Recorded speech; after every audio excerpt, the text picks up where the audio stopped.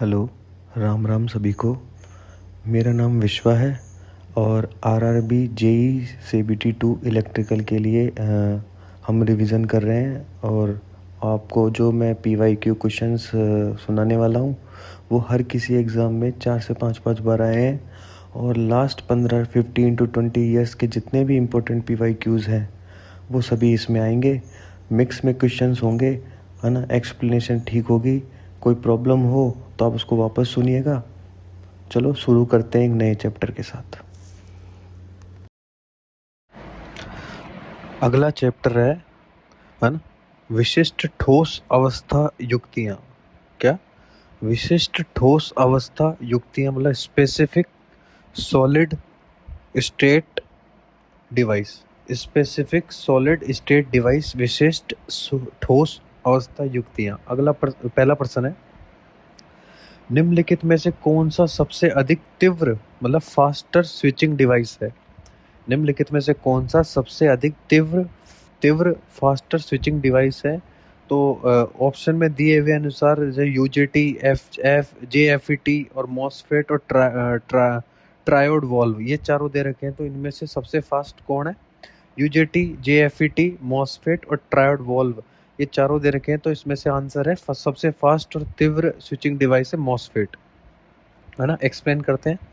MOSFET एक तीव्र गति स्विचिंग यंत्र है जिसका पूरा नाम metal oxide semiconductor field effect transistor होता है। Metal oxide semiconductor field effect transistor होता है। मतलब एफईटी है ना। एफईटी मतलब फील्ड इफेक्ट ट्रांजिस्टर। एफईटी के दो प्रकार होते हैं, एक तो जेएफईटी और एक होता है मॉसफेट, है ना। एफईटी के दो प्रकार होते हैं, जेएफईटी और मॉसफेट। अगला प्रश्न है, FIFO is formed by an arrangement of, मतलब फीफो डैश की अवस्था से बनाया जाता है ना। फीफो शिफ्ट रजिस्टर की अवस्था से बनाया जाता है ना। Shift register, FIFO FIFO, FIFO shift register की अवस्था से बनाया जाता है। अगला प्रश्न, पीएलसी का मतलब क्या होता है? वही पीएलसी का मतलब प्रोग्रामेबल लॉजिक कंट्रोलर है ना। पीएलसी का मतलब प्रोग्रामेबल लॉजिक कंट्रोलर है। अगला प्रश्न है, जब तक के बाद एक, दो या अधिक डिवाइस किसी बस में डेटा राइट करने का प्रयत्न करते हैं। जब एक के बाद एक, है ना, जब एक के बाद एक, दो या अधिक डिवाइस, जब एक के बाद एक, दो या अधिक डिवाइस, है ना, किसी बस में किसी बस में डेटा राइट करने का प्रयत्न करते हैं तो पैदा होने वाली अवस्था को कहते हैं। मतलब एक के बाद एक अधिक डिवाइस किसी बस में डेटा राइट करने का प्रयत्न करते हैं तो पैदा होने वाली अवस्था किसको कहते हैं? तो इसको बस कंटेंशन कहते हैं। जब एक के बाद दो, है ना, जब एक के बाद दो या अधिक डिवाइस किसी बस में, जब एक के बाद दो या अधिक डिवाइस किसी बस में डेटा राइट करने का प्रयत्न करते हैं तो पैदा होने वाली अवस्था को बस कंटेंशन कहते हैं। बस कंटेंशन कहते हैं। अगला प्रश्न है, स्थिर मेमोरी डिवाइस को सबसे अच्छे से कौन दर्शाता है? मतलब स्थिर मेमोरी डिवाइस को सबसे अच्छे से कौन दर्शाता है? तो एक्सप्लेन करते हैं। स्थिर मेमोरी डिवाइस को सबसे अच्छे वे अर्धचालक डिवाइस दर्शाता है। मतलब अर्धचालक डिवाइस, है ना, सेमीकंडक्टर अच्छे से दर्शाता है ना। स्थिर मेमोरी डिवाइस को सबसे अच्छे वे अर्धचालक डिवाइस दर्शाता है जिनमें, है ना, संचरित डेटा तब तक बना रहेगा जब तक कि शक्ति सप्लाई हो रहा हो। मतलब जब तक शक्ति सप्लाई कर रहे हैं, अपन पावर सप्लाई कर रहे हैं ना, तब तक अपना डेटा संरक्षित रहेगा, है ना। जिनमें संचरित डेटा तब तक बना रहेगा जब तक हम पावर सप्लाई दे रहे हैं। और तथा मेमोरी समस्त बाइनरी सूचनाएं स्टोर करती है ना। मेमोरी समस्त बाइनरी सूचनाएं मतलब इंस्ट्रक्शन तथा डेटा स्टोर करती है तथा आवश्यकता होने पर किसी प्रोग्राम को एग्जीक्यूट करने के लिए प्रयोग किया जाता है एक बार वापस रिपीट करते हैं। स्थिर मेमोरी डिवाइस को सबसे अच्छे से अर्धचालक डिवाइस दर्शाता है जिनमें संचरित डेटा तब तक बना रहता है जब तक पावर सप्लाई देते हैं, तथा मेमोरी समस्त बाइनरी सूचनाएं, मतलब बाइनरी सूचनाएं कौन सी, इंस्ट्रक्शन तथा डेटा स्टोर करती है ना, इंस्ट्रक्शन तथा डेटा स्टोर करती हैं तथा आवश्यकता होने पर किसी प्रोग्राम को एग्जीक्यूट करने के लिए प्रयोग किया जाता है ना। आवश्यकता होने पर किसी प्रोग्राम को एग्जीक्यूट करने के लिए प्रयोग किया जाता है। अगला प्रश्न है, 3 फेज इन्वर्टर में प्रचालन की विधि क्या है ना। कितने मतलब इन्वर्टर का फेज होता है, मतलब 3 फेज में वही 120 का होता है, 360/n। 3 फेज है ना, तो 120 का होता है, 360/n। RYB तीनों के बीच में 120 का फेज होता है ना। तो प्रत्येक फेज एक दूसरे से 120 डिग्री के कोण पर स्थापित होते हैं, ठीक है। 360/3 मतलब 360/3 120 डिग्री। अगला प्रश्न है, कंपन करने वाली मोटर के दोष के कारण निम्नलिखित में से क्या नहीं है। कंपन करने वाली मोटर के दोष का कारण निम्नलिखित में से क्या नहीं है, मतलब कंपन करने वाली मोटर के दोष का कारण क्या नहीं है ना। कंपन करने वाली मोटर के दोष के कारण हो सकते हैं, 3 टाइप के कारण हो सकते हैं भाई। एक तो कमजोर नींव है ना, उसमें भाई कमजोर उसकी मतलब वीक फाउंडेशन, एक तरीके से कमजोर नींव। अपसंरेखित मोटर है ना, मतलब मोटर में भी मिस अलाइन सही नहीं होती ना, वो कंपन करने का कारण है। और दोषयुक्त बियरिंग मतलब फॉल्टी बियरिंग, कहने का मतलब कंपन करने वाली मोटर के दोष के 3 कारण हो सकते हैं कि भाई उसका फाउंडेशन वीक हो, है ना, उस मोटर में भी मतलब मिस अलाइन हो, अलाइन नहीं हो सही तरीके से, संरेखित हो, है ना, सही ढंग से अलाइन नहीं हो, और उसका जो बेरिंग है वो फॉल्टी हो। तो इन कारणों की वजह से मोटर कंपन कर सकती है। लेकिन दोष युक्त भू संपर्क से मोटर के कंपन का कोई प्रभाव नहीं पड़ता है। मतलब भू संपर्क होता है ना, मतलब अगर अर्थिंग करके रखते हैं तो उससे मोटर पे कोई कंपन का कोई प्रभाव नहीं पड़ता है। अगला प्रश्न है, ट्रायक है ना, ट्रायक प्रयुक्त होता है, ट्रायक इज यूज्ड किसमें प्रयुक्त होता है। ट्रायक रंगीन टीवी सेट्स में प्रयुक्त होता है। ट्रायक रंगीन टीवी सेट्स में प्रयुक्त होता है। ट्रायक एक 5 परत पीएन संधि संरचना है ना। ट्रायक 5 परत मतलब 5 परत पीएन संधि संरचना है, मतलब 5 परत होती है इसमें, है ना। ट्रायक एक 5 परत पीएन संधि संरचना है जो ऐसी 2-4 परत युक्ति के समतुल्य होती है ना। ऐसी 2-4 परतों युक्त के समतुल्य होती है जिनमें उक्त दोनों परस्पर विपरीत पीएन क्रम के परस्पर समांतर संयोजित होते हैं, है ना। मतलब एक बार वापस रिपीट करते हैं कि ट्रायक क्या होता है। ट्रायक एक रंगीन टीवी सेट्स में प्रयुक्त होता है। ट्रायक एक 5 परत पीएन संधि संरचना है, मतलब 5 जंक्शन पीएन संधि डायोड एक तरीके से, मतलब पीएन संधि है, मतलब है ना। पीएन संधि संरचना है जो ऐसी 4 परत युक्त समतुल्य होती है ना। ऐसी जो 2-4 परत समतुल्य होती है जिनमें उक्त दोनों परस्पर विपरीत पीएन क्रम के परस्पर समांतर संयोजित किया जाता है।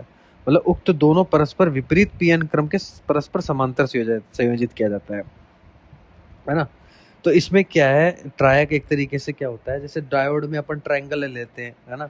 डायोड में अपन एक ट्रायंगल शेप लेते हैं ना आगे से, और आगे से एक लाइन होती है जो एन होता है, और वो ट्रायंगल है ना, पी होता है, वो जो लाइन होती है स्ट्रेट, है ना, वर्टिकल लाइन, वो एन होती है। तो इसमें क्या होता है, जैसे 2 ट्रायंगल है, एक अपसाइड है, एक डाउन साइड है ना। एक तरीके से ना इक्विलेटरल ट्रायंगल है, तो एक अपसाइड है और उसको जस्ट उल्टा कर देंगे तो डाउन साइड हो जाएगा। तो एक इसमें 2 टाइप के ये होते हैं, और दोनों के ऊपर ही एक है ना, और एक हॉरिजॉन्टल लाइन होती है, जिससे T1 और T2 अपन प्राप्त कर लेते हैं, इसको ट्रायक कहते हैं। और इसमें गेट की संरचना भी होती है, गेट 3 पॉइंट है ना। अगला प्रश्न है, संतृप्ता क्षेत्र में JFET के स्थानांतरण चरित्र होते हैं, मतलब इन्हें सैचुरेशन रीजन, मतलब सैचुरेशन रीजन में JFET है ना का ट्रांसफर कैरेक्टरिस्टिक्स क्या है ना। तो परवलय मतलब पैराबोलिक है, मतलब सैचुरेशन रीजन में JFET के समानांतर चरित्र मतलब पैराबोलिक होते हैं, मतलब पैराबोलिक हो जाती है संरचना ग्राफ की, है ना। JFET में समानांतर JFET में सैचुरेशन रीजन में है ना परवलय हो जाती है। JF ट्रांसफर कैरेक्टरिस्टिक्स क्या होती है कि इसमें पैराबोला बनता है ना। अब इसका फॉर्मूला क्या होता है, जैसे ID संतृप्ता ड्रेन धारा है, मतलब सैचुरेशन ड्रेन करंट है, तो है ना। और ID क्या मतलब है ना, ठीक है। तो इसका फॉर्मूला क्या होता है ना। और IDSS तो क्या है, सैचुरेशन ड्रेन करंट, और IDS क्या है, डबल एस है जो तो है सैचुरेशन करंट, और एक सिंगल एस है मतलब IDS है संतृप्त मतलब सैचुरेशन ड्रेन धारा, है ना। वो तो संतृप्ता है और ये संतृप्त है ना। तो IDS बराबर IDSS bracket 1 minus VGS upon VP का होल स्क्वायर। IDS बराबर IDSS into 1 minus VGS upon VP का होल स्क्वायर। एक बार वापस, IDS बराबर IDSS into 1 minus VGS upon VP का होल स्क्वायर। VP क्या है वहाँ पे, pitch of voltage, pitch of voltage है, ठीक है। और VGS अगर जीरो होता है, अगर VGS जीरो हो जाता है तो IDS बराबर IDSS हो जाएगा, है ना। अगला प्रश्न है, मॉसफेट की दहली वोल्टता से तात्पर्य है। मॉसफेट की दहली वोल्टता से तात्पर्य क्या है, मतलब threshold voltage of MOSFET is define as, है ना। Threshold voltage, Delhi वोल्टता, threshold voltage, है ना। मॉसफेट की थ्रेशोल्ड वोल्टेज से क्या तात्पर्य है, ठीक है।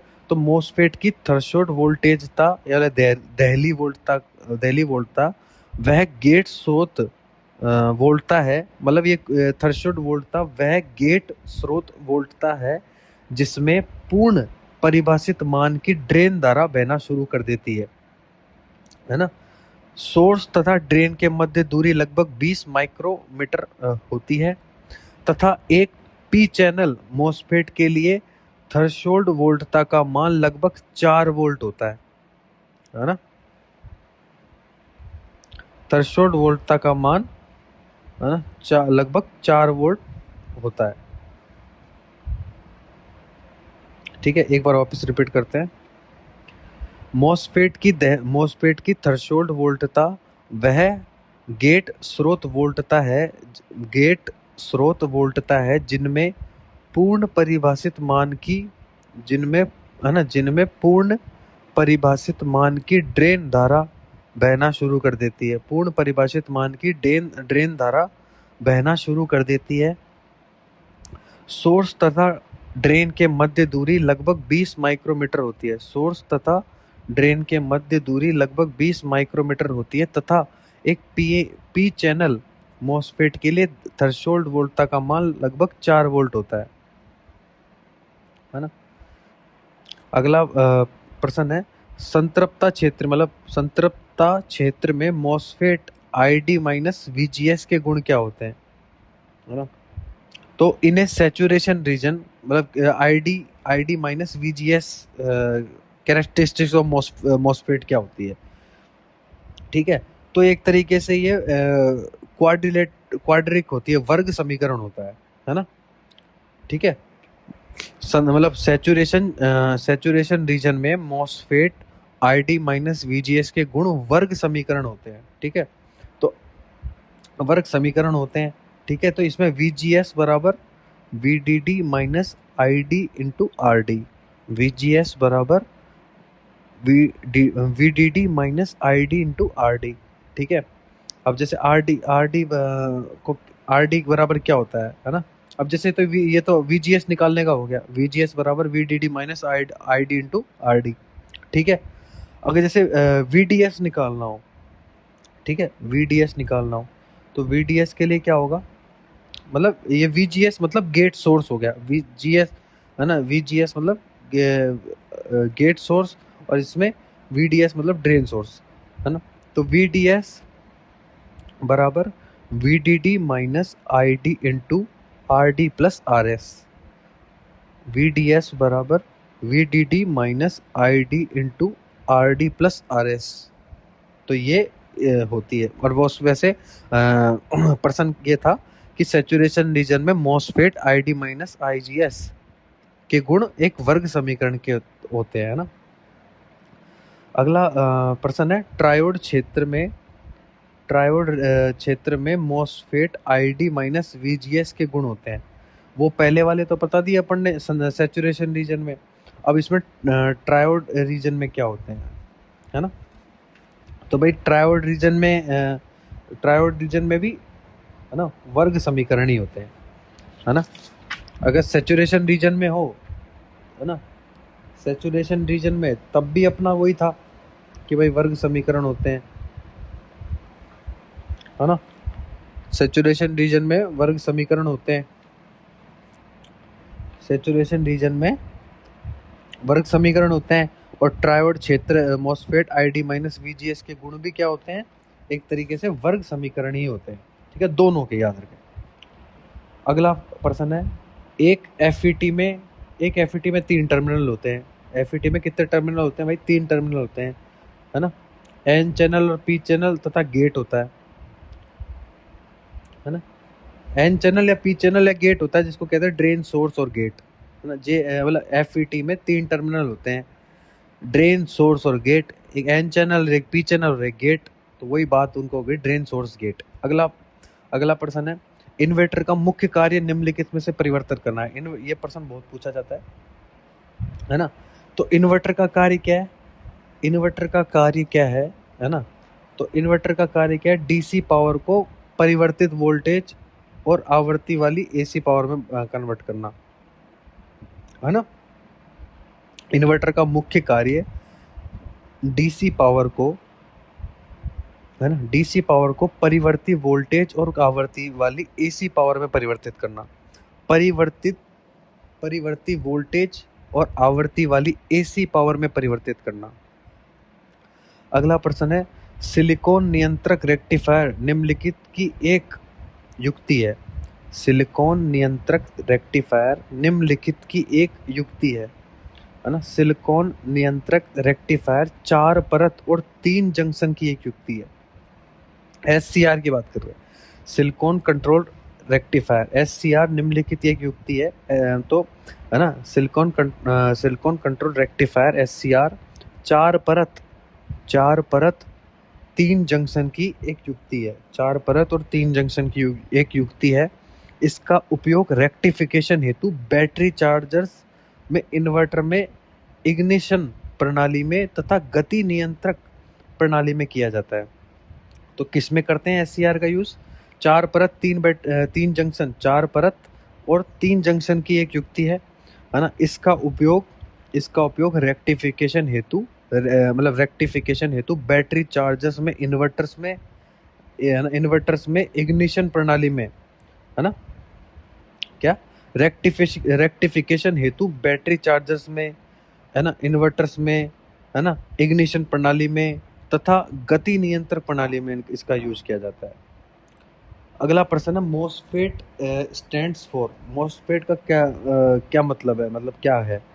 अरे मॉसफेट एक क्या होता है, metal oxide semiconductor field effect transistors का फुल नाम है तथा इसे insulated gate field effect transistor भी कहते हैं, है ना। और इसके एक नाम तो ये है ही, इसे क्या कहते हैं, इसे insulated gate field effect transistor भी कहते हैं। इसका उपयोग शक्ति प्रवर्धक के लिए इन्वर्टर आदि में किया जाता है, मतलब पावर एम्प्लीफिकेशन के लिए इसका उपयोग इन्वर्टर आदि में किया जाता है। अगला प्रश्न है पंखों के इलेक्ट्रॉनिक रेगुलेटर निम्नलिखित के बनाए जा सकते हैं, है ना। तो पंखों के जो फैन होते हैं, है ना, फैन के इलेक्ट्रॉनिक रेगुलेटर निम्नलिखित के बनाए जाते हैं, तो किसके बनाए जाते हैं? ट्रायक के, है ना। ट्रायक यूज होता है रेगुलेटर्स में, है ना। पंखों के इलेक्ट्रॉनिक रेगुलेटर ट्रायक के बनाए जा सकते हैं तथा डायोड दिष्टकारी की भांति कार्य करता है। और जो पॉइंट्स दे रखे हैं ना उनके बारे में बता रहे, डायोड दिष्टकारी की भांति, मतलब रेगुलेटर्स तो पंखों के ट्रायक से बनते हैं, डायोड दिष्टकारी की तरह भांति कार्य करता है, और ट्रांजिस्टर ट्रायोड वॉल्व की भांति ट्रांजिस्टर ट्रायोड वॉल्व की भांति प्रवर्धन मॉड्यूलेशन के लिए प्रयोग किया जाता है। जो ट्रांजिस्टर होते हैं ना वो ट्रायड वॉल्व के जैसे ही मतलब एम्प्लीफिकेशन मॉड्यूलेशन के लिए प्रयोग किया जाता है। ट्रांजिस्टर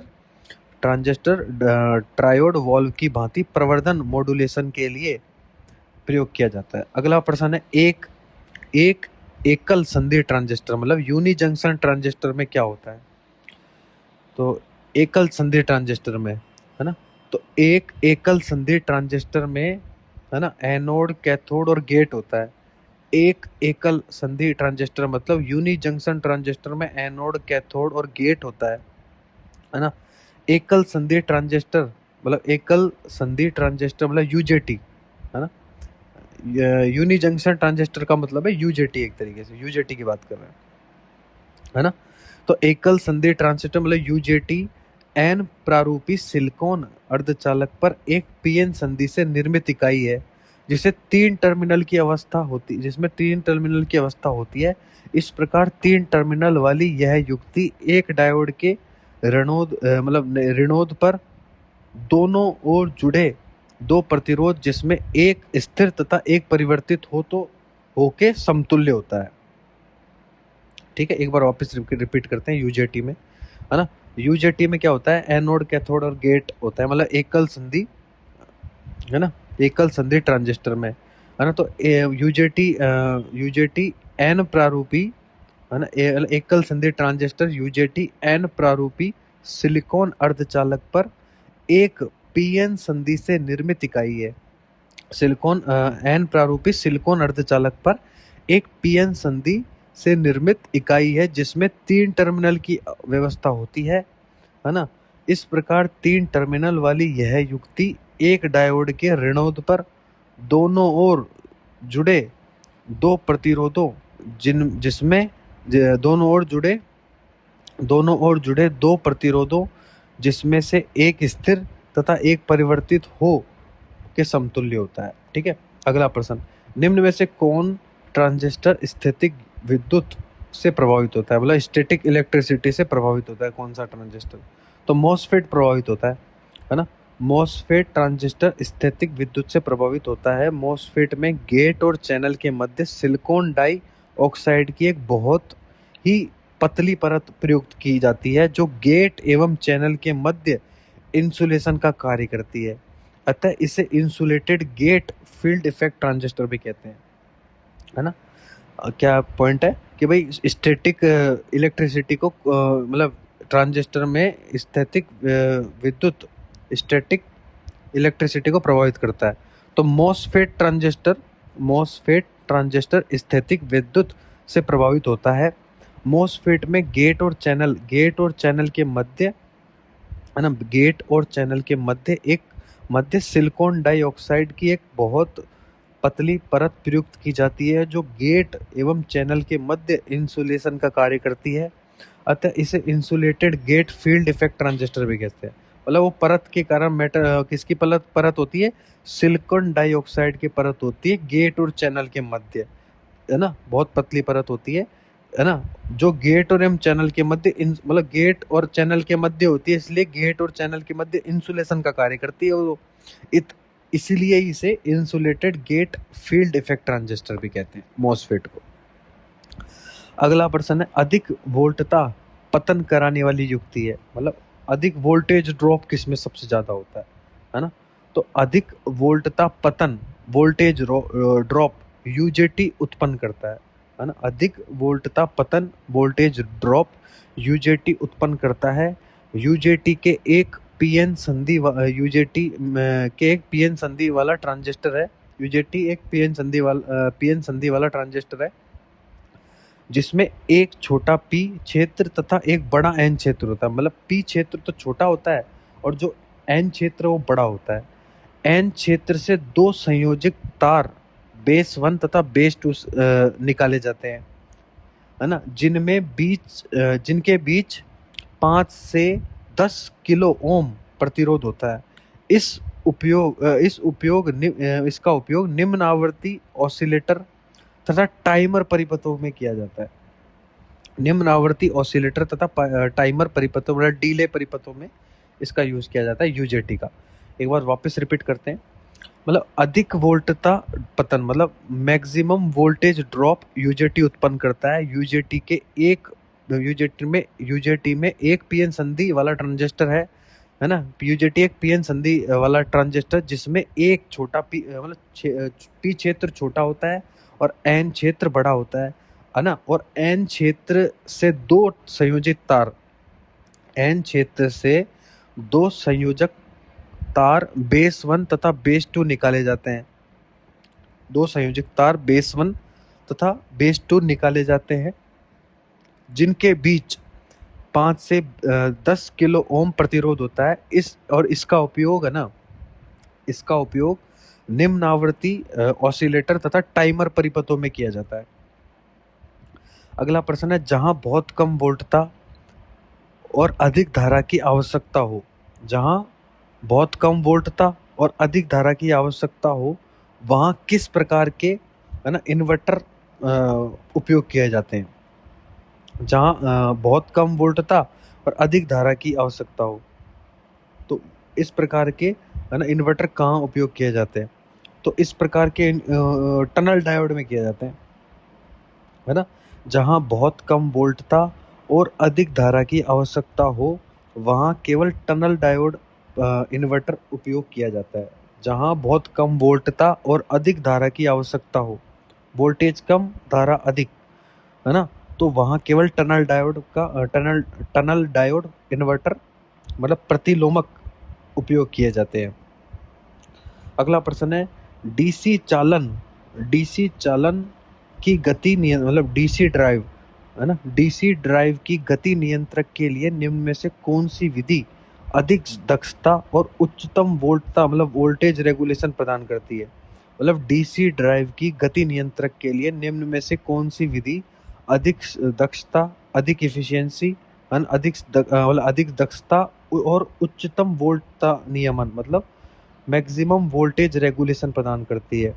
मतलब एक तो अधिक दक्षता और मैक्सिमम वोल्टेज रेगुलेशन प्रदान करती है डीसी ड्राइव में गति कौन सी विधि, तो कौन सी करती है, आर्मेचर वोल्टता नियंत्रक, है ना, आर्मेचर वोल्टेज कंट्रोल, है ना। डीसी चालन की गति नियंत्रक के लिए आर्मेचर वोल्टता नियंत्रण विधि अधिक दक्षता और उत्तम वोल्टेज नियमन प्रदान करती है। कौन सी विधि, आर्मेचर वोल्टता नियंत्रण विधि। अगला प्रश्न है, एक डायक किसके तुल्य है। डायक किसके तुल्य होता है, एक डायक 4 सतह SCR के जोड़े के बराबर तुल्य है। मतलब एक डायक, है ना, एक डायक 4 सतह SCR के जोड़े के बराबर है। एक डायक 4 सतह SCR के जोड़े के बराबर तुल्य है मतलब बराबर है।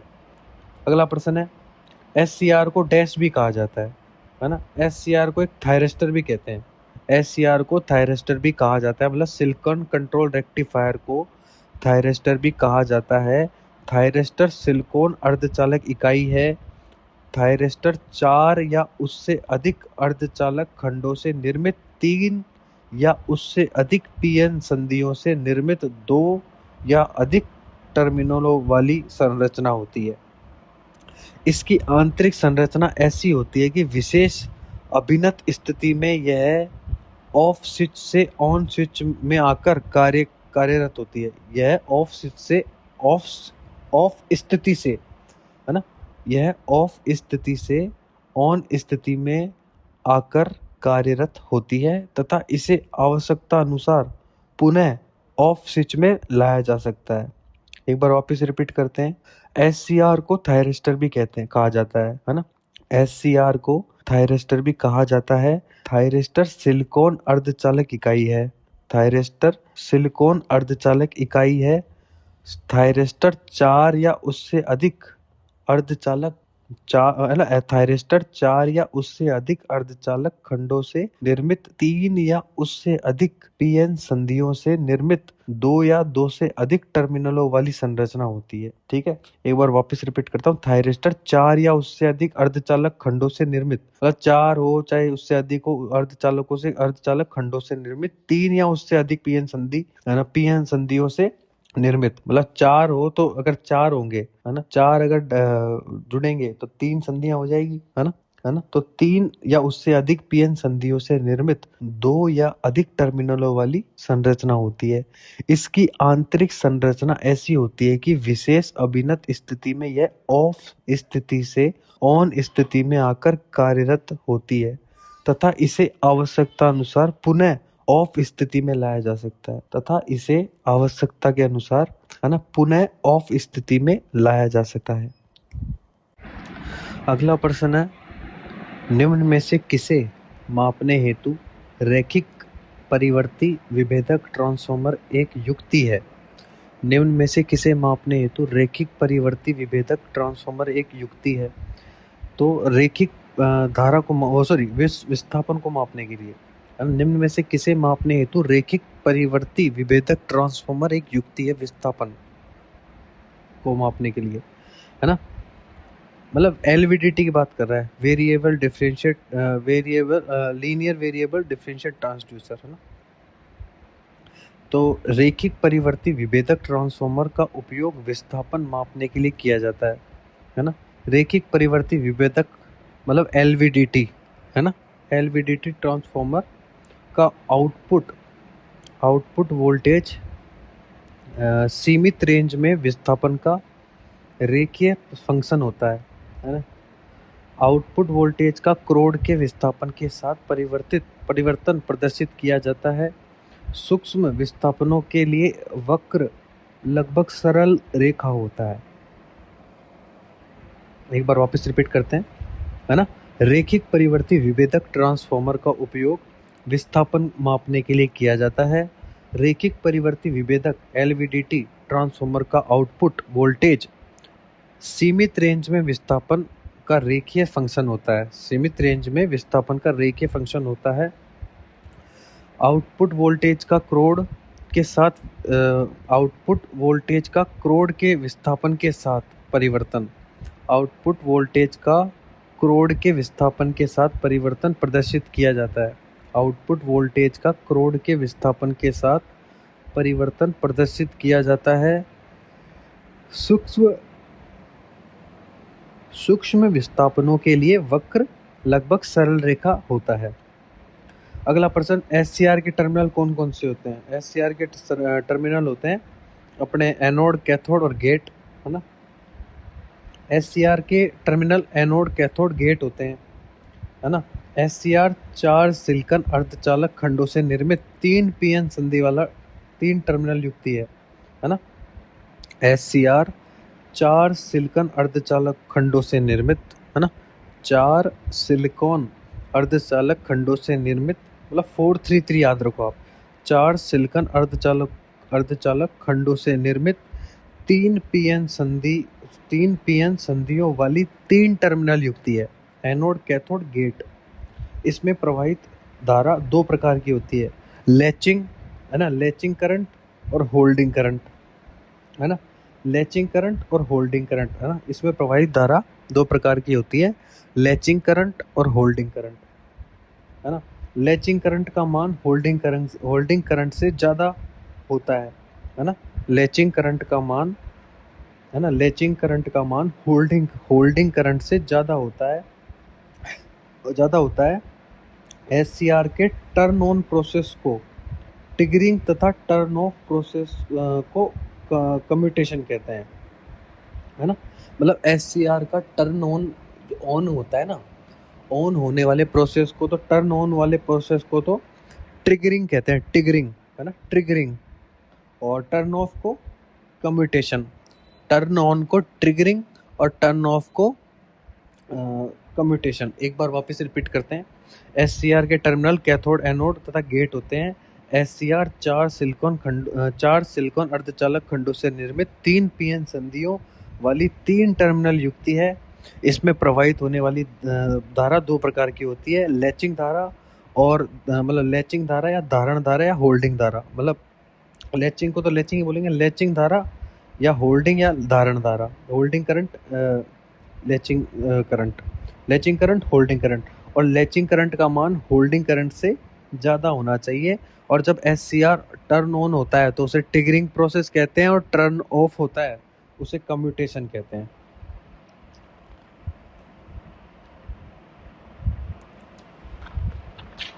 अगला प्रश्न,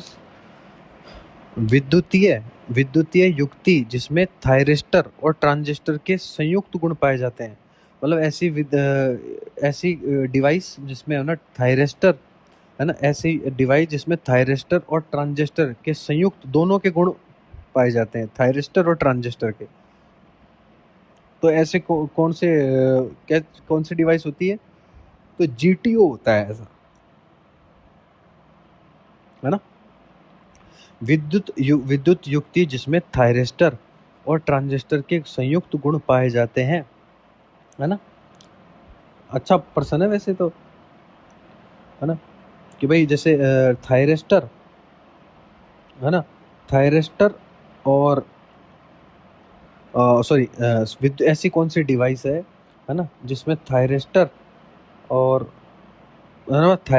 ट्रांजिस्टर दोनों के गुण पाए जाते हैं, वो GTO, है ना।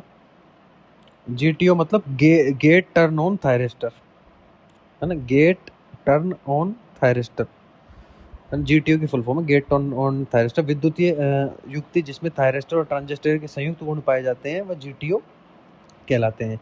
अगला प्रश्न है, वह युक्ति जिसमें ऋणात्मक प्रतिरोध क्षेत्र पाया जाता है, मतलब नेगेटिव रेजिस्टेंस फील्ड। वह युक्ति, है ना, वह युक्ति जिसमें ऋणात्मक प्रतिरोध क्षेत्र पाया जाता है वो क्या कहलाता है? वो UJT कहलाते हैं, है ना। UJT वह युक्ति है जिसमें ऋणात्मक प्रतिरोध क्षेत्र पाया जाता है। UJT N प्रारूपी सिलिकॉन अर्धचालक पर 1 PN संधि से निर्मित इकाई है ना। B1 से B2 के बीच का प्रतिरोध 4.7 किलो ओम से 9.1 किलो ओम तक होता है। इसका प्रयोग SCR के ट्रिगरिंग सर्किट में, ऑसिलेटर सर्किट में, लैचिंग करंट में किया जाता है ना। इसका एक बार वापस रिपीट करते हैं, है ना। क्या है कि ऋणात्मक रेजिस्टेंस फील्ड किस डिवाइस का? नेगेटिव रेजिस्टेंस फील्ड, ऋणात्मक प्रतिरोध क्षेत्र UJT का है ना। UJT वह युक्ति है जिसमें ऋणात्मक प्रतिरोध क्षेत्र पाया जाता है। UJT N प्रारूपी सिलिकॉन अर्धचालक पर 1 PN संधि से निर्मित इकाई है। B1 से B2, है ना, B1 से B2 के बीच का प्रतिरोध 4.7 किलो ओम से 9.1 किलो ओम तक होता है। इसका प्रयोग SCR के ट्रिगरिंग सर्किट में, है ना, सिलिकॉन कंट्रोल रेक्टिफायर के ट्रिगरिंग सर्किट में, है ना, और ऑसिलेटर सर्किट में और लैचिंग सर्किट में किया जाता है। अगला प्रश्न है, एक UJT में कितने टर्मिनल होते हैं? UJT में 3 टर्मिनल होते हैं, है ना। UJT में 3 टर्मिनल होते हैं, है ना। UJT N प्रारूपी सिलिकॉन अर्धचालक पर 1 PN संधि से निर्मित इकाई है। वही B1 से B2 के बीच 4.7 किलो ओम से 9.1 किलो ओम तक होता है। इसका प्रयोग SCR के ट्रिगरिंग सर्किट में, ऑसिलेटर सर्किट में और लैचिंग सर्किट में किया जाता है। सेम ही प्रश्न था। अगला प्रश्न, संचालन की गति के अनुसार सही घटता हुआ क्रम क्या है? मतलब इसमें power BJT, power MOSFET, IGBT, SCR, है ना, इस SCR, BJT, पावर BJT सारे सब दे रखे हैं। तो इनकी संचालन के अनुसार सही, मतलब संचालन की गति के अनुसार घटता हुआ क्रम कौन सा है ना। गति के अनुसार सही घटता हुआ क्रम कौन सा है? इसका मतलब सबसे इफिशिएंट कौन है? सबसे इफिशिएंट, अभी शुरुआत में पहला ही प्रश्न था, सबसे इफिशिएंट MOSFET। इसका प्रकार FET के 2 टाइप, JFET और MOSFET। तो सबसे इफेक्टिव, है ना, मतलब गति के अनुसार घटता हुआ क्रम, तो सब पहले आएगा मॉसफेट, उसके बाद आएगा ऑप्शन में जो दे रखे हैं वैसे, पहले मॉसफेट, फिर दूसरा आएगा IGBT, फिर पावर BJT और फिर SCR, है ना। एक बार वापस सुन लिए, power MOSFET, power MOSFET, IGBT, power BJT और SCR, ये सही घटता हुआ क्रम है। अगला प्रश्न, निम्नलिखित में से कौन सबसे अधिक तीव्र, है ना, वही आ गया प्रश्न, फास्टेस्ट स्विचिंग डिवाइस है। कौन सबसे फास्टेस्ट, अभी बताया था, वही मॉसफेट सबसे फास्टेस्ट है ना। मॉसफेट सबसे अधिक तीव्र फास्टेस्ट स्विचिंग डिवाइस है। मॉसफेट की डिसिप्लिन, है ना, मॉसफेट की डिसिप्लेशन, है ना, मतलब कहने का मतलब मॉसफेट सबसे अधिक फास्टेस्ट स्विचिंग डिवाइस है, इसके ऊपर कोई नहीं है ना। आगे, मॉसफेट की डिप्लेशन तथा एनहेंसमेंट दोनों मोड प्रचलित किया जा सकता है ना। कैथोड किरण का वेग प्रकाश के वेग का 1/10 गुना अधिक होता है ना। डिप्लेशन तथा एनहेंसमेंट मॉसफेट दोनों में चैनल की चालकता अर्धचालक पर एक इंसुलेटर SiO2 में प्रयुक्त विद्युत क्षेत्र द्वारा चैनल में आवेश पारित होता है। प्रेरित आवेश की मात्रा गेट पर प्रयुक्त विभव पर निर्भर करती है ना। तो सबसे अधिक तीव्र स्विचिंग डिवाइस क्या है? सबसे अधिक फास्टेस्ट स्विचिंग डिवाइस मॉसफेट है ना। मॉसफेट सबसे अधिक तीव्र स्विचिंग डिवाइस है। मॉसफेट की डिप्लेशन तथा एनहेंसमेंट दोनों मोड प्रचालित किया जा सकता है। कैथोड किरण का वेग प्रकाश के वेग का 1/10 मतलब गुना अधिक होता है। किसका, है ना। मॉसफेट सबसे अधिक फास्टेस्ट स्विचिंग डिवाइस है और मॉसफेट की डिप्लेशन तथा एनहेंसमेंट दोनों मोड प्रचालित किया जा सकता है। कैथोड किरण का वेग प्रकाश के वेग का 1/10 गुना अधिक होता है ना। डिप्लेशन तथा एनहेंसमेंट मॉसफेट दोनों में चैनल की चालकता अर्धचालक पर एक इंसुलेटर SiO2 में प्रयुक्त विद्युत क्षेत्र द्वारा चैनल में आवेश पारित होता है ना। प्रेरित आवेश की मात्रा गेट पर प्रयुक्त विभव पर निर्भर करती है। एक बार वापस रिपीट करूंगा। मॉसफेट की सबसे अधिक तीव्र फास्टेस्ट स्विचिंग डिवाइस है मॉसफेट की डिप्लेशन एनहेंसमेंट दोनों मोड प्रचालित किया जा सकता है। कैथोड किरण का वेग प्रकाश के वेग का 1/10 गुना अधिक होता है और डिप्लेशन तथा एनहेंसमेंट मॉसफेट दोनों में चैनल की चालकता अर्धचालक पर एक इंसुलेटर SiO2 में प्रयुक्त विद्युत क्षेत्र द्वारा चैनल में आवेश पारित होता है। SiO2 में प्रयुक्त विद्युत क्षेत्र द्वारा चैनल में आवेश पारित होता है ना।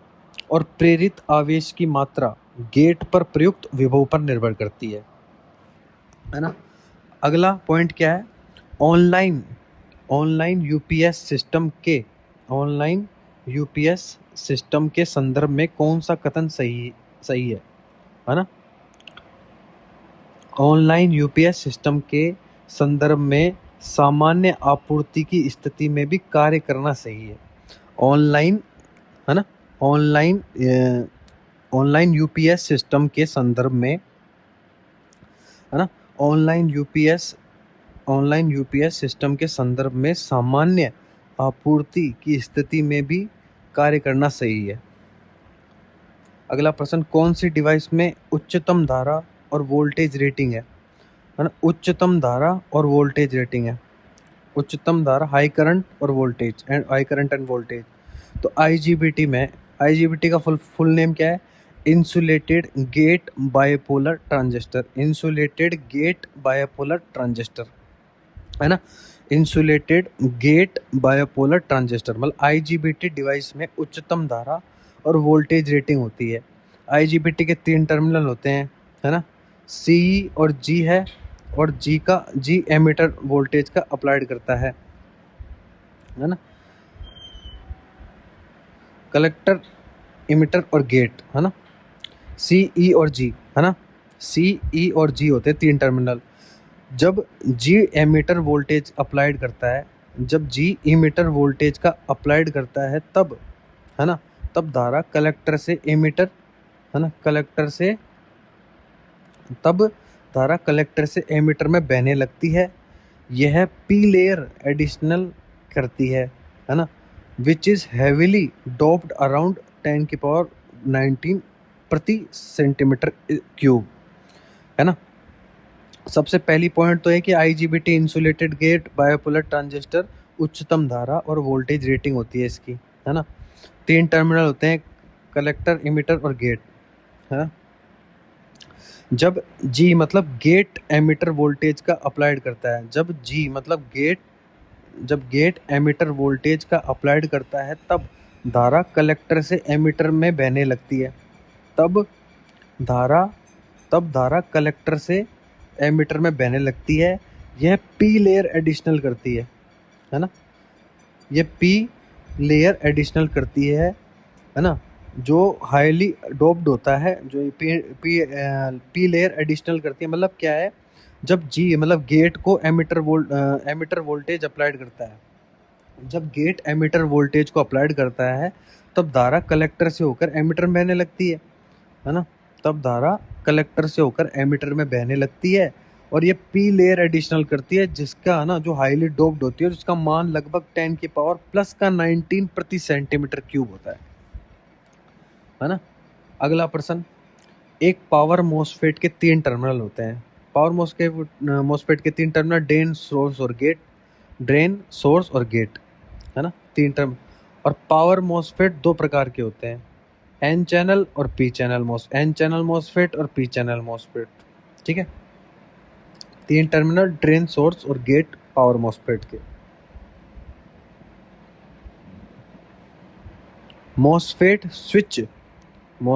स्विच उसके चालू अवस्था में डैश के समान माना जा सकता है ना। मॉसफेट स्विच उसके चालू अवस्था में डैश के समान माना जा सकता है। तो मॉसफेट स्विच उसके चालू अवस्था मतलब ऑन स्टेट में, है ना, वो कैपेसिटर के समान माना जा सकता है। मॉसफेट को, है ना, कैपेसिटर के समान माना जा सकता है जब ये ऑन स्टेट में है ना। अच्छा प्रश्न है। मॉसफेट स्विच उसके चालू अवस्था में कैपेसिटर के समान माना जा सकता है। अगला प्रश्न, इन्वर्टर सर्किट, है ना, इन्वर्टर सर्किट विशेष रूप से तैयार किया गया है बदलने के लिए। किसके बदलने के लिए? डैश में बदलने के लिए। इन्वर्टर सर्किट विशेष रूप से तैयार किया गया है डीसी वोल्ट से एसी वोल्ट में कन्वर्ट करने के लिए। वे शक्ति इलेक्ट्रॉनिक परिपथ जिसकी सहायता से डीसी शक्ति को इच्छित वोल्टता तथा आवृत्ति में प्रत्यावर्ती धारा एसी शक्ति में रूपांतरित किया जा सकता है, इन्वर्टर कहलाते हैं। इलेक्ट्रॉनिक परिपथों के लिए ऑसिलेटर भी डीसी इलेक्ट्रॉनिक्स परिपथों में ऑसिलेटर्स भी डीसी और एसी परिवर्तन करने वाली इकाई होती है। इलेक्ट्रॉनिक्स परिपथों में तो ऑसिलेटर्स और इन्वर्टर्स, है ना। एक बार वापस रिपीट करता हूँ, इन्वर्टर के डीसी वोल्ट को एसी में कन्वर्ट करने का काम करते हैं, और वही डीसी शक्ति को इच्छित, है ना, डीसी शक्ति को इच्छित वोल्टता तथा आवृत्ति की प्रत्यावर्ती एसी शक्ति में रूपांतरित करते हैं, इन्वर्टर कहलाते हैं। और इलेक्ट्रॉनिक परिपथों के लिए ऑसिलेटर्स भी डीसी और एसी परिवर्तित करने वाली इकाई होती है ना। अगला प्रश्न, मॉसफेट एक ऐसा उपकरण है जो, है ना, मॉसफेट एक ऐसा उपकरण है जो वोल्टेज के द्वारा संचालित किया जाता है ना। यह एक यूनिपोलर डिवाइस है ना। गेट टर्मिनल के द्वारा इसे कंट्रोल किया जाता है, और डिप्लीशन तथा इनहेंसमेंट मॉसफेट दोनों में चैनल की चालकता अर्ध चालक पर एक इंसुलेटर SiO2 की परत में प्रयुक्त विद्युत क्षेत्र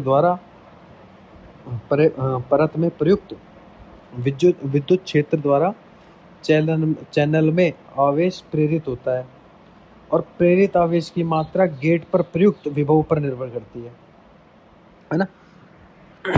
रिपीट करते हैं वापस, है ना। मॉसफेट,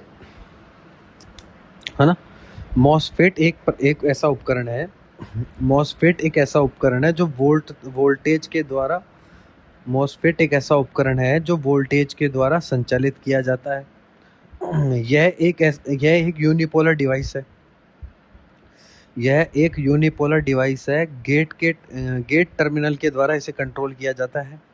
यह एक यूनिपोलर डिवाइस है। गेट टर्मिनल के द्वारा इसे कंट्रोल किया जाता है। डिप्लेशन तथा इन्हेंसमेंट मॉसफेट दोनों में चैनल की चालकता अर्धचालक पर एक इंसुलेटर SiO2 की परत में प्रयुक्त विद्युत क्षेत्र द्वारा चैनल में आवेश प्रेरित होता है।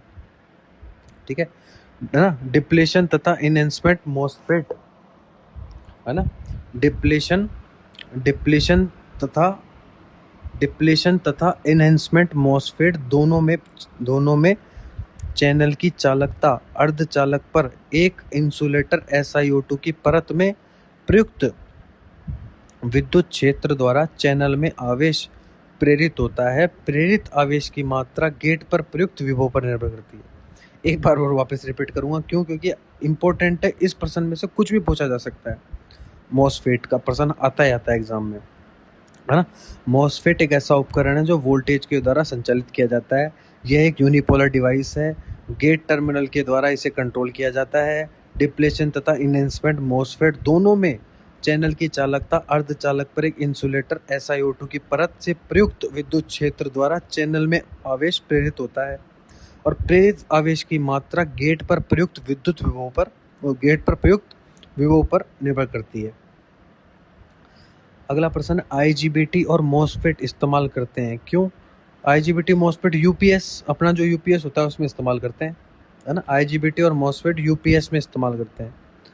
अगला प्रश्न, इन्वर्टर का कार्य है DC को AC में कन्वर्ट करना, है ना। अभी बता दिया था थोड़ी देर पहले, DC को AC में कन्वर्ट करना। और कौन सी? इच्छा की वोल्टेज, जो आपको जितनी इच्छित वोल्टेज चाहिए, इच्छित वोल्टता एवं आवृत्ति की AC में कन्वर्ट करना। और इलेक्ट्रॉनिक में ऑसिलेटर क्या करते हैं? DC AC को परिवर्तित करने का काम करते हैं।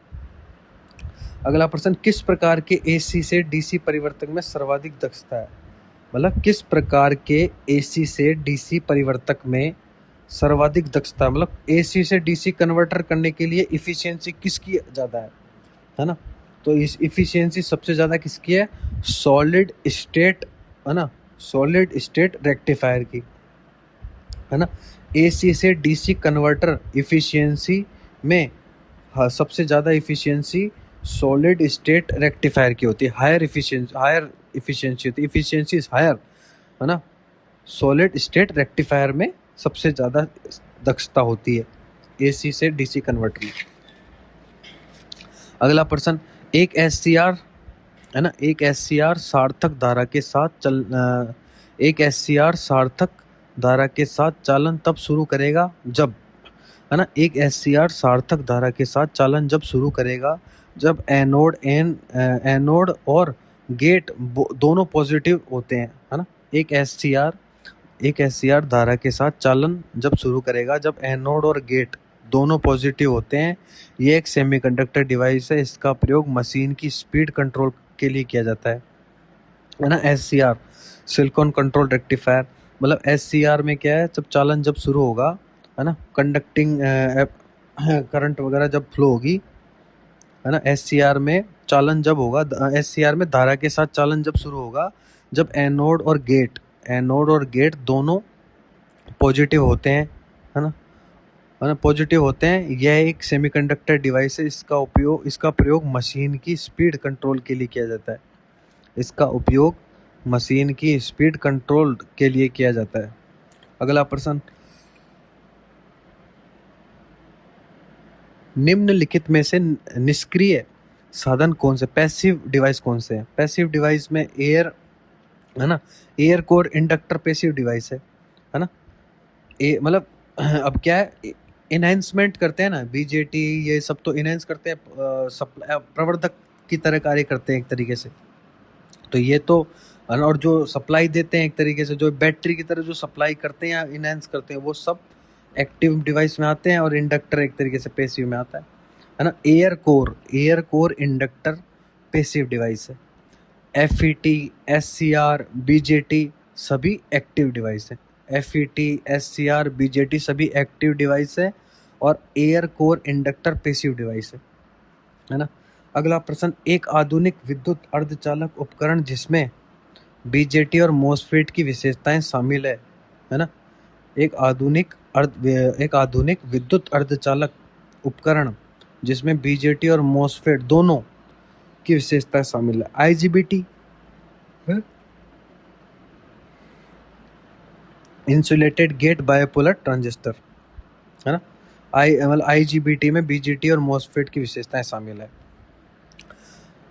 अगला प्रश्न, एक ट्रायक क्या है ना। एक ट्रायक है ना। एक ट्रायक क्या है? तो ट्रायक अभी थोड़ी देर पहले बताया था है ना। ट्रायक 3 टर्मिनल बाई डायरेक्शनल स्विच होता है ना। ट्रायक 3 टर्मिनल बाई डायरेक्शनल स्विच होता है जो मुख्य टर्मिनल T1 व T2 तथा गेट है ना, गेट में होता है। इस प्रकार 5 सिलिकॉन अर्धचालक परतों से निर्मित 3 टर्मिनल वाली युक्ति ट्रायक कहलाती है ना। मतलब क्या है कि ट्रायक 3 टर्मिनल बाई डायरेक्शनल स्विच होता है। 3 टर्मिनल बाई डायरेक्शनल स्विच होता है जो दो मुख्य टर्मिनल तो T1 व T2 तथा एक गेट होता है ना। एक गेट होता है।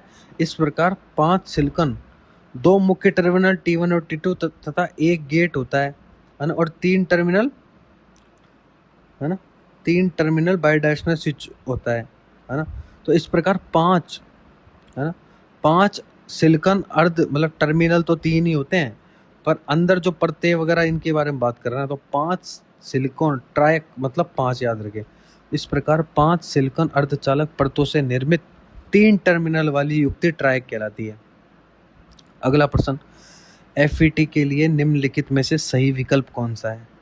FET मतलब फील्ड इफेक्ट ट्रांजिस्टर। यह एक यूनिपोलर ट्रांजिस्टर है। इसका इनपुट इम्पीडेंस वेरी हाई होता है। किसका FET का, फील्ड इफेक्ट ट्रांजिस्टर का इसका इनपुट इम्पीडेंस इसका इनपुट इम्पीडेंस वेरी हाई होता है, बहुत अधिक होता है। FET एक मेजॉरिटी चार्ज कैरियर डिवाइस है ना। FET एक मेजॉरिटी चार्ज कैरियर डिवाइस होता है ना, जो वोल्टेज कंट्रोल डिवाइस होती है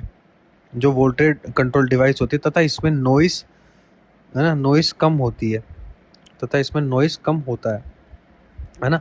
फील्ड इफेक्ट ट्रांजिस्टर मतलब FET एक यूनिपोलर ट्रांजिस्टर है। इसका इनपुट इम्पीडेंस वेरी हाई होता है। इसका इनपुट इम्पीडेंस बहुत हाई होता है ना। FET एक मेजॉरिटी चार्ज कैरियर डिवाइस है ना, जो वोल्टेज कंट्रोल्ड डिवाइस होता है जिसमें नॉइस भी कम होती है।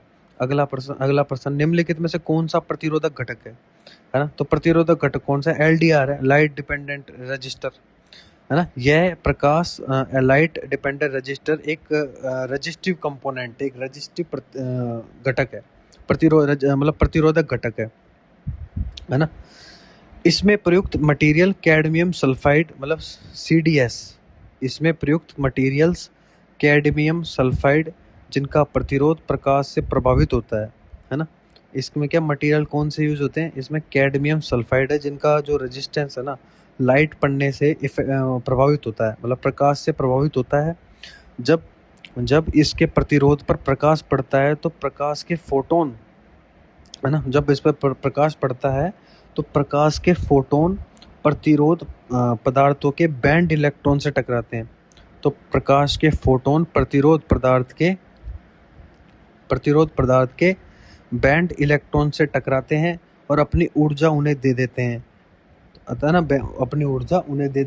मतलब प्रकाश के फोटोन प्रतिरोध पदार्थ के बैंड इलेक्ट्रॉन से टकराते हैं और अपनी ऊर्जा उन्हें दे देते हैं, जिसके कारण LDR का ऊर्जा स्तर बढ़ जाता है, जिसके कारण सहसंयोजी इलेक्ट्रॉन मुक्त इलेक्ट्रॉन के रूप में बदल जाते हैं। मतलब सहसंयोजी इलेक्ट्रॉन मतलब कोवलेंट इलेक्ट्रॉन है ना, मुक्त इलेक्ट्रॉन में बदल जाते हैं, मुक्त इलेक्ट्रॉन के रूप में बदल जाते हैं। एलडीआर का रेजिस्टेंस मेगा ओम से किलो ओम की सीमा तक होता है।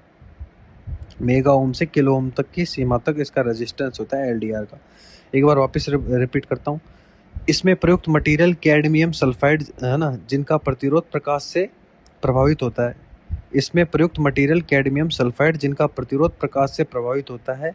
जब इसके प्रतिरोध पर प्रकाश पड़ता है तो प्रकाश के फोटोन प्रतिरोध पदार्थ के बैंड इलेक्ट्रॉन से टकराते हैं और अपनी ऊर्जा उन्हें दे देते हैं, जिसके कारण एलडीआर का ऊर्जा स्तर बढ़ जाता है, जिसके कारण सहसंयोजी इलेक्ट्रॉन मुक्त इलेक्ट्रॉन के रूप में बदल जाते हैं। और एलडीआर का रेजिस्टेंस होता है मेगा ओम से किलो ओम तक की सीमा में, किस तक की सीमा होता है। अगला प्रश्न, पीसीएम का अर्थ क्या है ना? पीसीएम का अर्थ है पल्स कोड मॉड्यूलेशन। पीसीएम ना, पीसीएम का फिजिक्स केमिस्ट्री मैथ नहीं है। पीसीएम का मतलब है pulse code modulation. Pulse code modulation बराबर पीसीएम। निम्नलिखित में से, अगला प्रश्न, निम्नलिखित में से कौन सा नॉन वोलेटाइल मेमोरी है ना? अब नॉन वोलेटाइल मेमोरी कौन सा है? डबल ई प्रोम, PROM, प्रोम, डबल ई प्रोम नॉन वोलेटाइल मेमोरी होती है। नॉन वोलेटाइल है ना, नॉन वोलेटाइल मेमोरी होती है। यह हार्डवेयर का वह भाग है जिसमें सभी सूचनाएं स्थायी रूप से इकट्ठा रहती है। मतलब सभी सूचनाएं स्थायी रूप से इकट्ठा रहती है और कंप्यूटर को प्रोग्राम संचालित करने का निर्देश देती है। रैम, डीरैम और कैशे वोलेटाइल मेमोरी होती है ना? ऐसे याद रखो, है ना? आरडीसी याद रखो, आरडीसी वोलेटाइल मेमोरी होती है। आरडीसी, और आरडीसी को छोड़कर फिर ई प्रोम ये सब नॉन वोलेटाइल मेमोरी होती है ना? और रैम, ड्रैम है ना, रैम, ड्रैम, कैश, आरडीसी मतलब रैम, ड्रैम, डी रैम मतलब रैम, डी रैम और कैश वोलेटाइल मेमोरी होती है ना? कैश वोलेटाइल मेमोरी होती है। सामान्य भाषा में इसे कंप्यूटर की याददाश्त कहा जाता है। सामान्य भाषा में इसे कंप्यूटर की याददाश्त कहा जाता है ना? सामान्य भाषा में इसे कंप्यूटर की याददाश्त कहा जाता है ना? और रैम की गणना मेगाबाइट इकाई में होती है। एक बार वापस रिपीट करता हूँ। डबल ई प्रोम है ना, PROM नॉन वोलेटाइल है ना, नॉन वोलेटाइल मेमोरी होती है। यह हार्डवेयर का वह भाग है जिसमें सभी सूचनाएं स्थायी रूप से इकट्ठा रहती है और जो कंप्यूटर को प्रोग्राम संचालित करने का निर्देश देती है। RAM, D RAM, cache volatile memory होती है। सामान्य भाषा में इसे कंप्यूटर की याददाश्त कहा जाता है। रैम की गणना है ना, रैम की गणना मेगाबाइट्स मतलब MB इकाई में होती है, मेगाबाइट्स में होती है। अगला प्रश्न है, यदि सिलिकॉन डायोड युक्त बायस धनात्मक समांतर डायोड क्लियर परिपथ में बायस वोल्टेज EB का मान 0 हो तो V आउट का मान होगा, है ना? यदि सिलिकॉन डायोड युक्त बायस धनात्मक समांतर डायोड क्लियर, है ना, यदि सिलिकॉन डायोड युक्त बायस धनात्मक समांतर डायोड क्लियर परिपथ में, है ना, परिपथ में बायस वोल्टेज EB का मान 0 हो तो V आउट का मान होगा, है ना? V आउट का EB मतलब बायस वोल्टेज EB का मान 0 हो, है ना, परिपथ में, तो बायस धनात्मक समांतर डायोड्स क्लियर में V आउट का मान क्या होगा, है ना? तो V आउट का मान वही 0.7 वोल्टेज के आसपास होगा, 0.7 वोल्टेज होगा। यदि सिलिकॉन डायोड युक्त बायस धनात्मक समांतर डायोड क्लियर परिपथ में बायस वोल्टेज EB का मान 0 हो तो V आउट का मान 0.7 वोल्ट होगा, है ना, 0.7 वोल्ट होगा। अगला प्रश्न, निम्नलिखित में से कौन सी युक्ति स्विच की भांति कार्य नहीं कर सकती? स्विच की भांति तो डायोड भी करता है, ट्रांजिस्टर भी करता है, IC भी करती है, ट्रांसफॉर्मर नहीं करता है ना? ट्रांसफॉर्मर स्विच की भांति कार्य नहीं कर सकता, है ना? ट्रांसफॉर्मर स्विच की भांति कार्य नहीं कर सकता है। डायोड, IC, ट्रांजिस्टर युक्ति, है ना, डायोड आईसी तथा ट्रांजिस्टर युक्ति स्विच की भांति कर सकते हैं, स्विच की भांति कार्य कर सकते हैं। ट्रांसफॉर्मर एक ऐसा स्थैतिक उपकरण है जो एक परिपथ से दूसरे परिपथ में एसी वैद्युतिक ऊर्जा स्थानांतरित कर सकता है और जो एसी वोल्टेज को स्टेप अप स्टेप डाउन कर सकता है ना। ट्रांसफॉर्मर क्या स्विच की भांति कार्य नहीं कर सकता। डायोड आईसी ट्रांजिस्टर ये सारी चीजें नहीं, ये युक्ति स्विच की भांति कार्य करते हैं।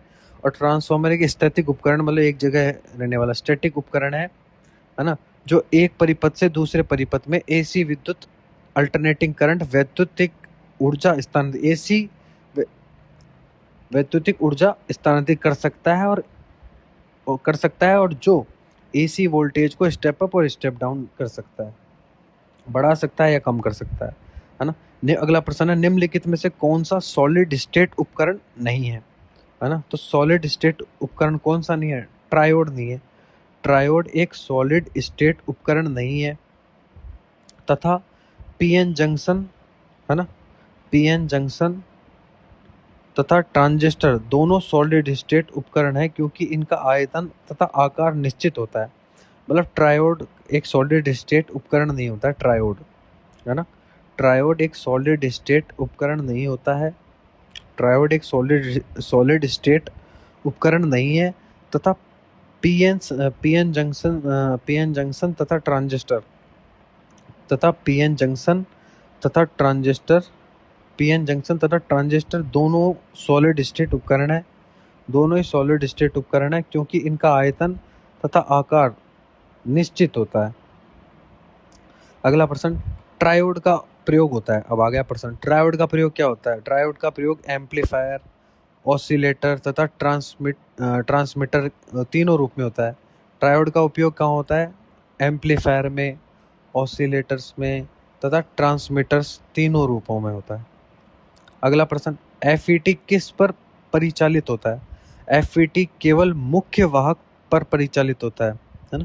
एफईटी केवल मुख्य वाहक पर, मतलब मेन वाहक पर, मतलब एफईटी मुख्य वाहक पर परिचालित होता है।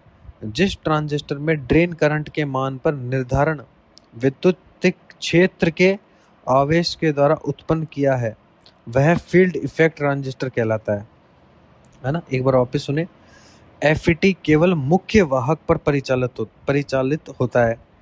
जिस ट्रांजिस्टर में ड्रेन करंट के मान का निर्धारण है ना, जिस ट्रांजिस्टर में ड्रेन करंट के मान का निर्धारण वैद्युतिक क्षेत्र के आवेश के द्वारा संपन्न किया गया है।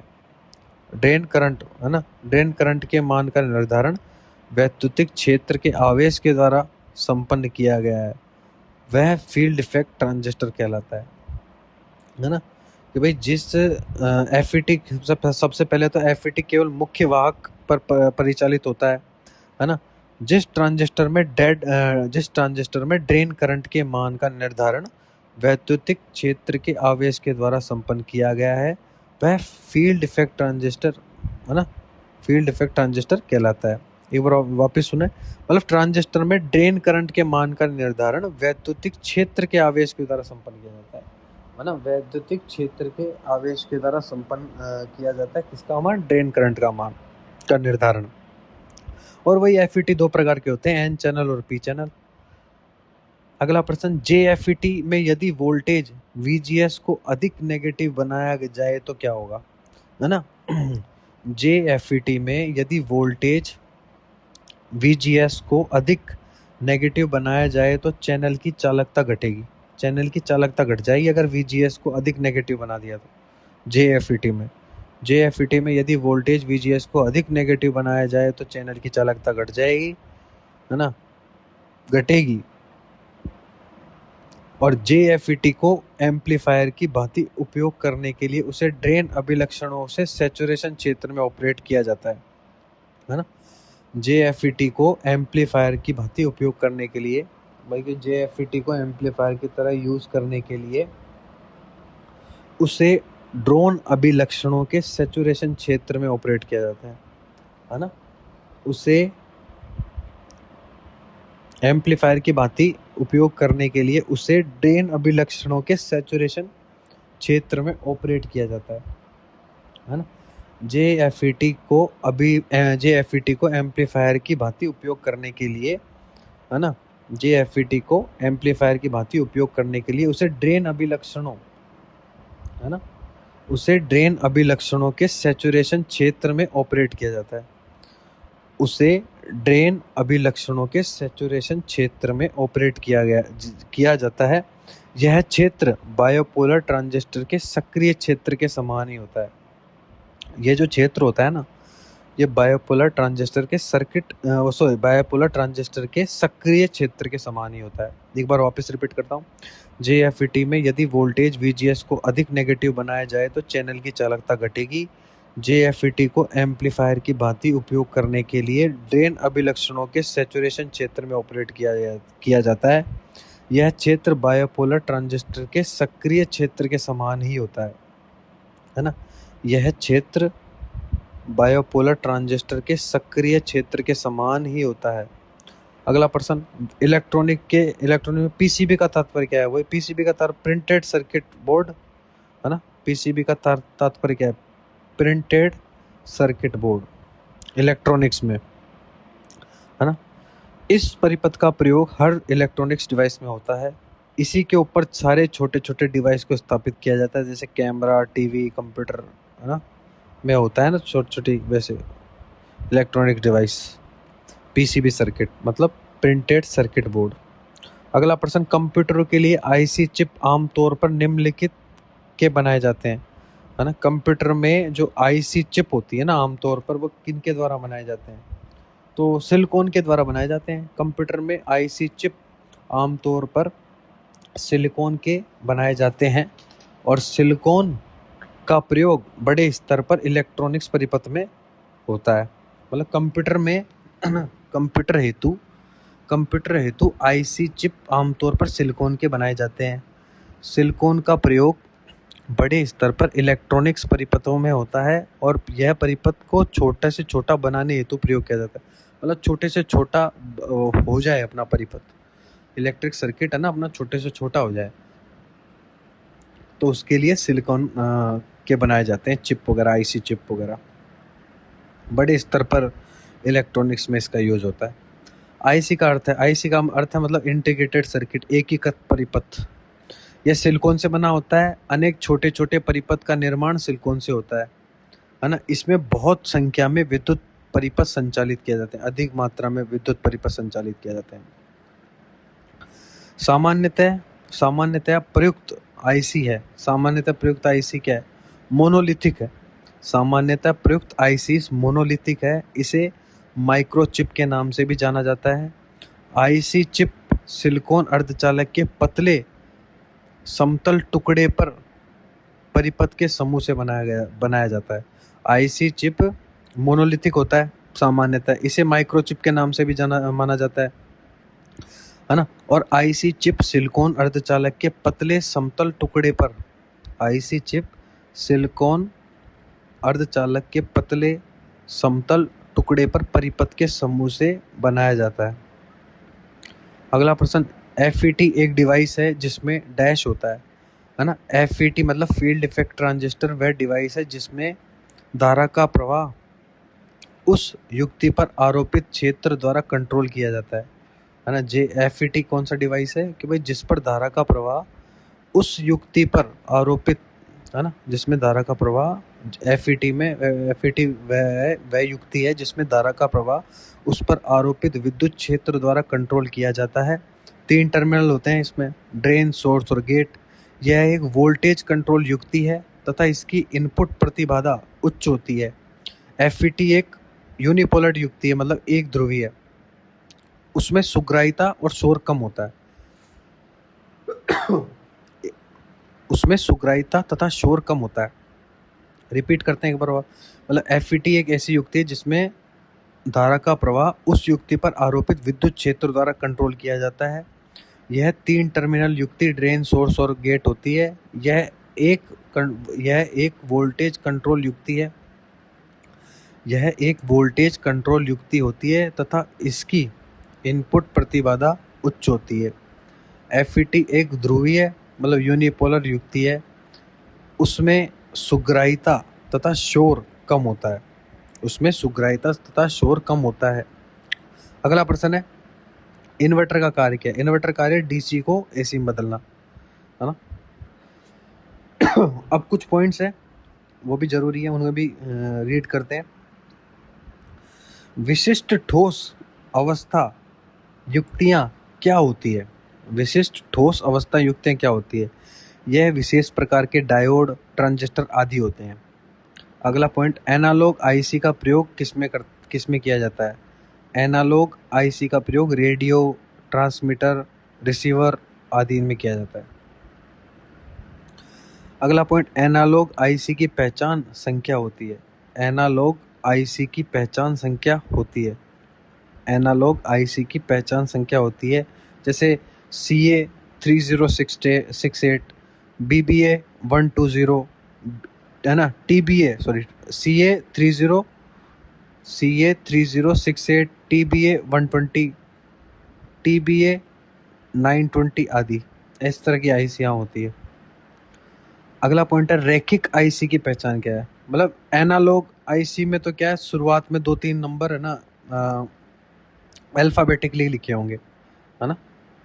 एनालॉग आईसी तो ऐसे, एनालॉग आईसीज में तो कुछ मतलब कुछ नंबर्स के पहले अल्फ़ाबेटिकली कुछ लिखा होगा, CA, है ना। जैसे CA 3068 ये एनालॉग आईसी है। अब जब रेखीय आईसी की बात करेंगे तो उन्हें कैसे पहचानेंगे? 7400 कोई अल्फ़ाबेटिक नहीं होगा, 7400, 7404, 7416, 7420, 7448 आदि, इतर ये सारी है ना डायरेक्ट नंबर 4 पेयर के नंबर, तो ये रेखिक आईसी है। और 4 2 3 जो भी है, इनके आगे अल्फ़ाबेटिकली ये हो जाता है, एनालॉग आईसी हो जाती है। अगला पॉइंट, वह ट्रांजिस्टर जिसमें केवल एक पीएन संधि होता है। वह ट्रांजिस्टर जिसमें केवल एक पीएन संधि होता है, तो वो क्या होता है? यूनी जंक्शन ट्रांजिस्टर, है ना। वह ट्रांजिस्टर, है ना, वह ट्रांजिस्टर जिसमें, है ना, वह ट्रांजिस्टर जिसमें केवल एक पीएन संधि होता है, वह ट्रांजिस्टर जिसमें केवल एक पीएन संधि होता है, वह क्या है? वह यूनी जंक्शन ट्रांजिस्टर होता है, वह यूनी जंक्शन ट्रांजिस्टर होता है। अगला पॉइंट, यूजेटी में प्रयुक्त पी क्षेत्र को क्या कहते हैं? एमिटर कहते हैं। यूजेटी में पी क्षेत्र को एमिटर कहते हैं। FET के 3 टर्मिनल, ड्रेन, सोर्स और गेट होते हैं। अगला पॉइंट, SCR को ऑन करने के लिए किस टर्मिनल पर वोल्टेज संकेत दिया जाता है? सिलिकॉन कंट्रोल रेक्टिफायर को ऑन करने के लिए किस टर्मिनल पर वोल्टेज संकेत दिया जाता है? तो गेट टर्मिनल पर दिया जाता है ना। ऑन करने के लिए किस टर्मिनल पर वोल्टेज संकेत दिया जाता है? गेट टर्मिनल पर दिया जाता है। अगला पॉइंट, धारा का वह मान जिसके कम होने पर SCR खुला परिपथ हो जाता है कहलाता है ना। धारा का वह मान जिसके कम होने पर SCR खुला परिपथ हो जाता है क्या कहलाता है? लैचिंग धारा कहलाता है। धारा का वह मान जिसके कम होने पर SCR खुला परिपथ हो जाता है, यह कहलाता है लैचिंग धारा के कारण, है ना। धारा का वह मान जिसके कम होने पर SCR खुला परिपथ हो जाता है कहलाता है लैचिंग धारा कहलाता है। अगला पॉइंट, यूजेटी के अनुप्रयोग बताइए, है ना। यूजेटी के अनुप्रयोग जैसे सॉटूथ जनरेटर होता है, sawtooth generator, oscillator, timing circuit, इन सब में यूजेटी का मतलब sawtooth generator, oscillators, timing circuit आदि के लिए। अगला पॉइंट है, ट्रायक का शाब्दिक अर्थ क्या है? ट्रायक का शाब्दिक अर्थ ये है, triode AC semiconductor. Triode AC semiconductor. Triac में कितने टर्मिनल होते हैं? T1, T2 और गेट। अगला point, latching relay, computer logic circuit, overload circuit, संरक्षण तथा मोटर स्पीड कंट्रोल आदि एससीआर का उपयोग होता है, आदि में एससीआर का उपयोग होता है, मतलब लैचिंग रिले, है ना, latching relay, computer logic circuit, overload circuit संरक्षण तथा ओवरलोड सर्किट संरक्षण तथा तथा मोटर स्पीड कंट्रोल, है ना, मोटर स्पीड कंट्रोल आदि में एससीआर का उपयोग होता है। अगला पॉइंट है, किसी इलेक्ट्रॉनिक उपकरण की विरामावस्था को चालू अवस्था लाने के लिए किस परिपथ का प्रयोग करते हैं, है ना, किसी इलेक्ट्रॉनिक उपकरण की विरामावस्था को चालू अवस्था लाने के लिए किस परिपथ का, विराम अवस्था से चालू अवस्था में लाने के लिए ट्रिगर परिपथ का, है ना, ट्रिगर परिपथ का यूज करते हैं।